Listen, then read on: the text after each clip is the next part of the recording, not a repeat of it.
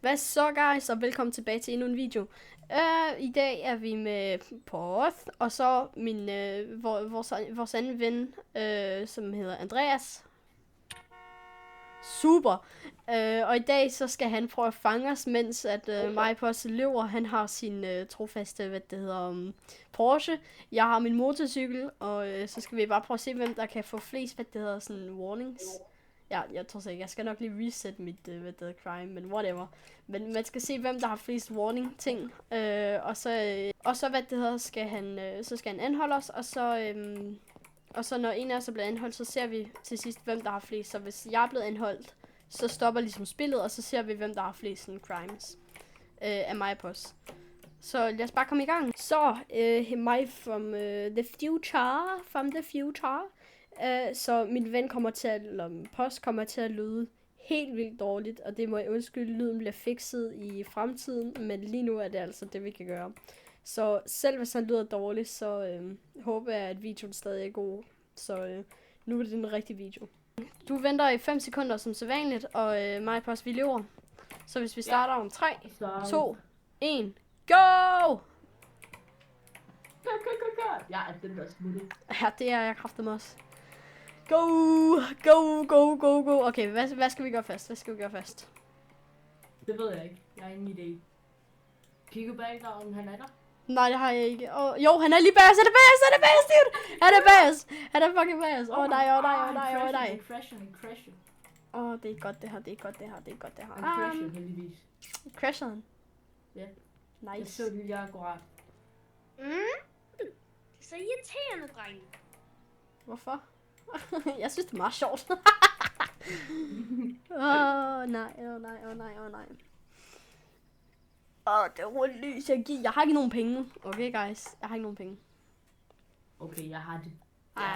Så det er rimelig lort, det her. Jeg prøver måske at gå efter at gemme mig. Ja, det er rigtigt nok. Lad os se. Okay, så jeg skal over til en dealer. Nej. Nej. Okay, det er dig. Nå, det er nok fordi... Vel, I don't know. kan jeg vide? Jeg ved ikke. Men har jeg set, om der er nogen på serveren? Nej, det er der ikke. Alright. Nå. Så den er, fordi den har jeg brug for. Alright, der var en lille cut der, fordi at jeg skulle være uncriminal jo. Så lad os lige købe det, jeg gerne vil have. Jeg vil have sådan en her og en bombe. Shoot. Jeg har ikke penge til en bombe. Det er ikke godt, guys. Det er ikke godt. Nej. Jeg skal bruge en bombe. Så, hvor er han henne? Har du set ham? Nej, det har jeg faktisk ikke. Nej. Fedt. På en eller anden måde. Nej. Okay, jeg tror, jeg skal have min Tesla, fordi jeg bliver ved med at spinne out med den. Nej, han er inde ved jewelry. Oh my god, det var alt for tæt på det der. Oh my god. Det var alt for tæt på det der. Han var alt for tæt på at få mig der. Oh my god. Han puttede stop spike sådan en halv meter væk fra mig. Altså, jeg kørte lige ved siden af med min motorcykel. Okay, dealer. Jeg skal have min bil, tror jeg. Min bil er mit bedste bet. Nej! Okay, jeg skal væk nu. Væk. Så der kommer til at være nogle sudden moments også, hvor der er, at vejret kommer til at skifte. For eksempel det, I lige har set nu, hvor der er, eller det, I lige kommer til at se nu, hvor der det går fra nat til dag. Det er fordi, jeg er på en privat server, hvor man kan bruge commands. Så det er den eneste grund til, at det bliver skiftet nat til dag. Det må jeg også lige med. Så ja, videre. Jeg røver klap safe. Super. Åh nej.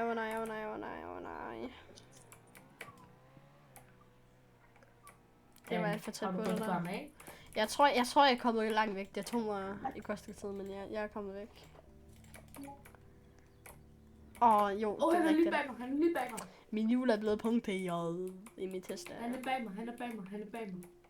Min hjul er blevet punkteret fra en anden video, jeg arbejder på, så det må I lige vente på, at den kommer ud efter det. Den burde komme ud et lille stykke tid efter den her. Shoot. Han er bag mig, han er faktisk lidt tæt på banen. Nej. Nej, det er der, hvor jeg skal dreje. Jo, det er her, hvor jeg skal... Okay, Er du crashet? Ja, og han har lige kørt ind i mig. Og jeg når heldigvis at slippe rigtig hurtigt væk. Jeg har sådan der rigtig hurtig bil. Okay, den her bil kan bare ikke køre. Drej, sådan. Guys, det her bliver en hård video. Hvis der jeg hele tiden kommer til at skulle køre med de her punkterede dæk. Så kører til Dude, kan du sende mig penge, dude? Jeg har brug for at reparere min bil, men jeg kan ikke sende, jeg kan ikke reparere den. Jeg har ikke penge nok. Jeg ser ikke. Men det hedder... Ikke godt det her, det er ikke godt. Shoot. Alright guys, jeg tror lige det er før jeg TP'er mig hen til hvad det hedder sådan en bil, eller det er ikke at TP, det er at flyve. Ja. Jeg flyver lige, okay, det kan godt være at det, nogen vil sige, det er snyd, det må I lige sige i kommentarerne, men for at hæve, det er jeg nødt til at gøre. Hvorhen er den der elektriske, der er han. Lad os se, hvor de der elektriske motorcykler, det er sådan, jeg skal bruge. Smart. Ja, fordi så kan jeg stadig køre, så det er ikke 100% sådan snyd, fordi den kan kun køre 50 jo. Der er der en. Alright, super. Så kan jeg køre ind til min Tesla bagefter. Alright, sådan. Det bliver rimelig boring content, så jeg kommer sikkert til at cut meget af det her. Hospitalet. Hvad? Der er også en ved hospitalet. Nice.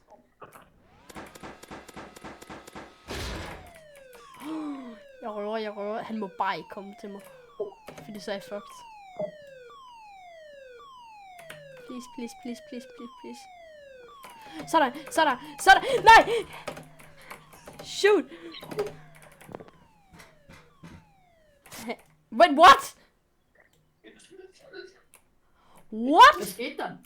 Okay, så det der skete, det er, at jeg gik op på motorcyklen, ikke også? Jeg ved ikke hvorfor, men så launchede den mig bare væk. What the heck? Du kan se det på recordingsene bagefter. Jeg lever ikke. Det er den mest vanvittige glitch, jeg nogensinde har oplevet. Så må jeg tilbage til min bil. How the heck? Jeg har mistet penge af det. Fordi, den tigger. Det skal jo tigge ind, dude.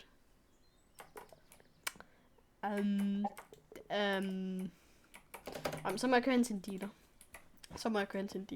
Og sælge mine ting. Det er godt.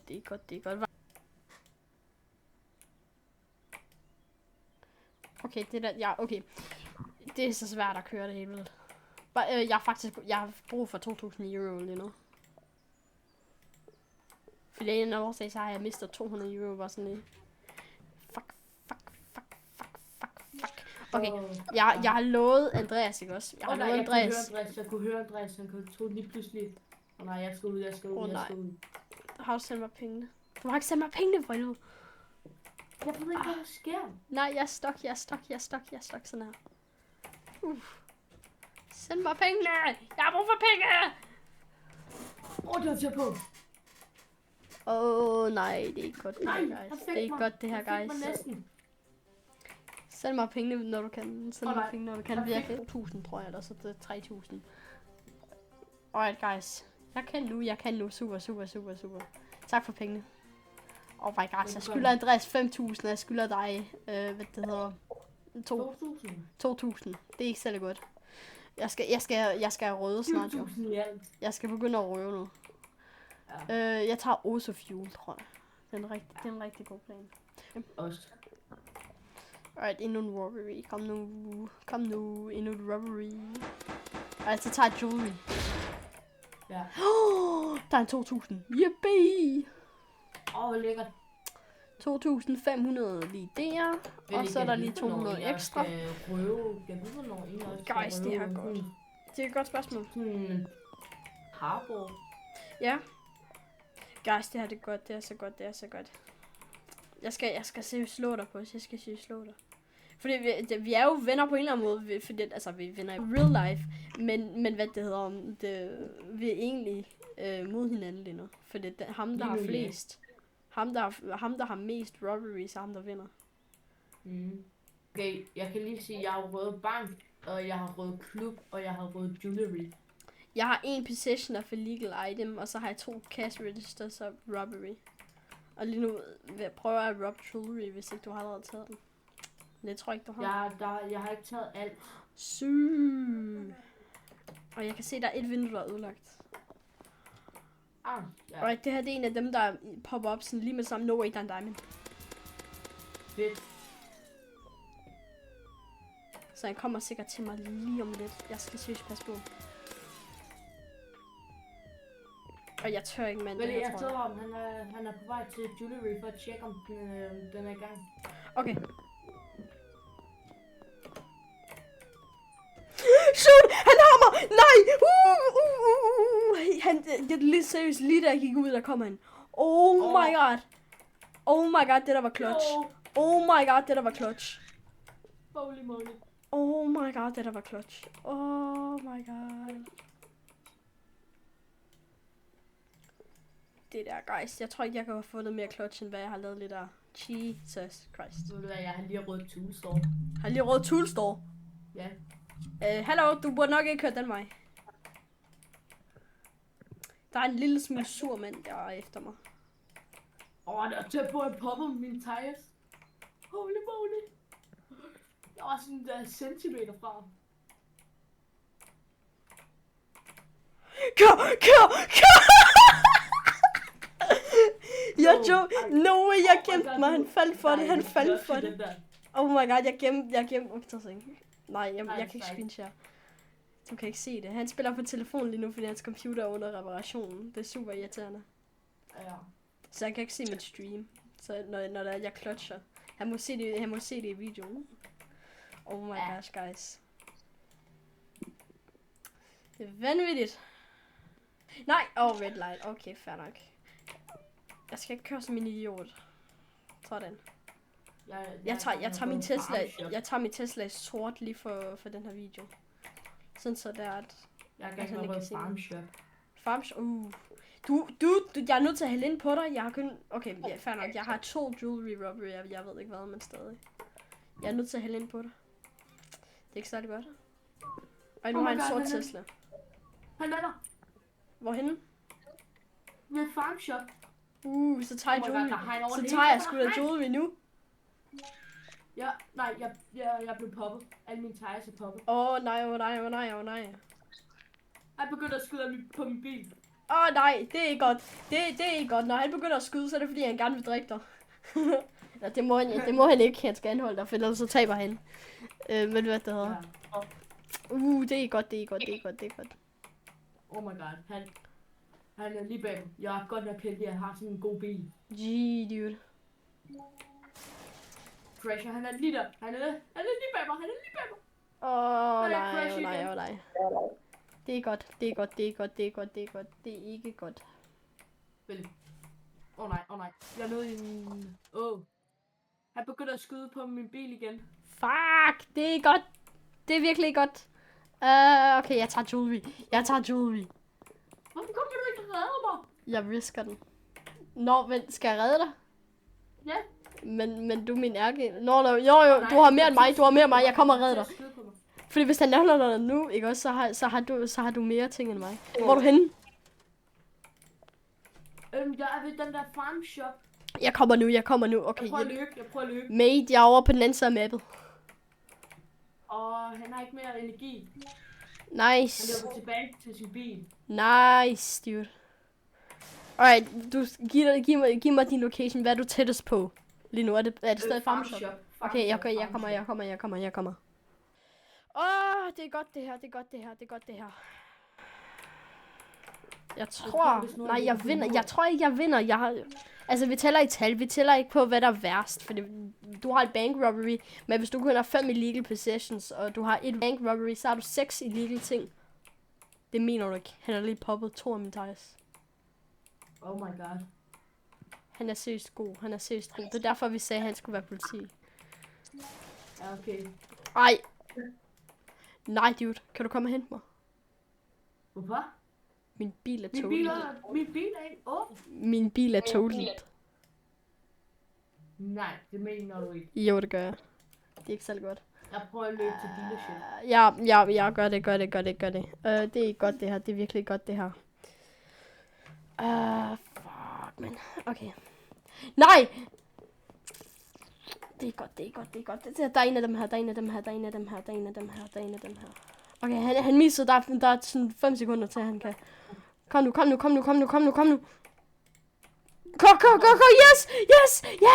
Jeg har sådan en elektroscooter. Men han er jo meget hurtigere end dig. Jeg er ligeglad, jeg er smartere. Vent hvad? Jeg er stok. Nej, what? Ups, det var min admin. Det var ikke min skyld.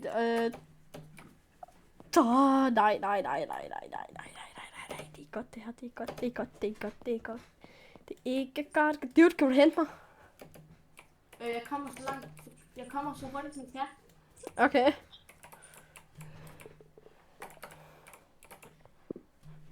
Det er godt. Jeg skulle have haft sådan en energidrik. Du kan jo ikke. Han kan ikke. Vent, okay, oh my god. Okay, når jeg dobbelt-tapper space, ikke også, så begynder jeg at flyve. Så hvis jeg gør det for hurtigt, så tænker go. Det er godt. Jeg giver ham bare lige en lille chance, for når jeg kommer til at flyve, jeg sværger, guys, jeg kommer til det. Jeg gør det ikke med vilje. Oh my gosh!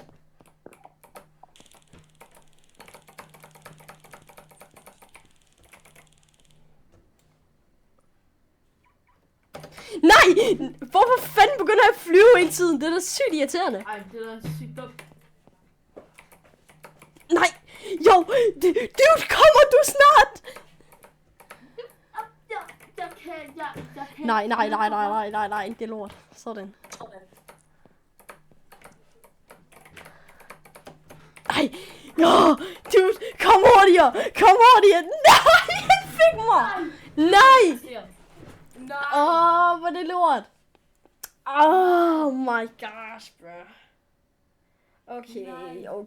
Oh my god, mand. No. Okay. Så okay, lad os lige gå over til dealer hurtigt. Alright, så drenge, vi er tilbage. Vil du for helvede, vil du lade være med at stoppe med at tase ham? Så først... Bro. Ja. Vi har drillet dig. Hvordan? Jeg spiller på Andreas'. Prøv at se i Discord. Bro! Andreas, 10 stille. Nu snakker jeg. Hallo. Oh my gosh, bro. Oh my god.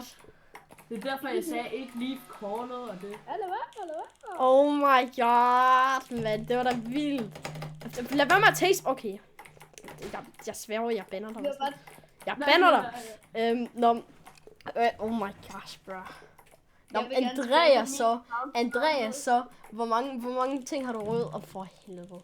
Jeg har røvet 2 illegal item possession, safe robbery, en gang.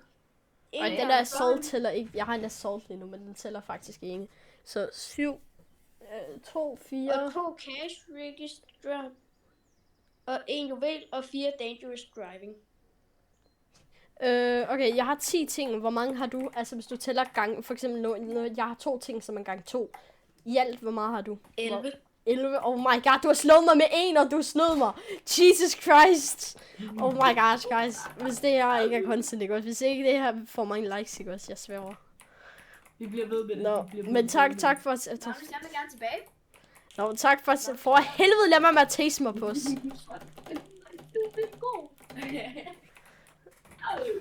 Alright guys, men tak for at se med på den her video. Jeg håber I har nydt den her video, og så ses vi bare i næste. Hej hej. Vi ses i næste video, hej.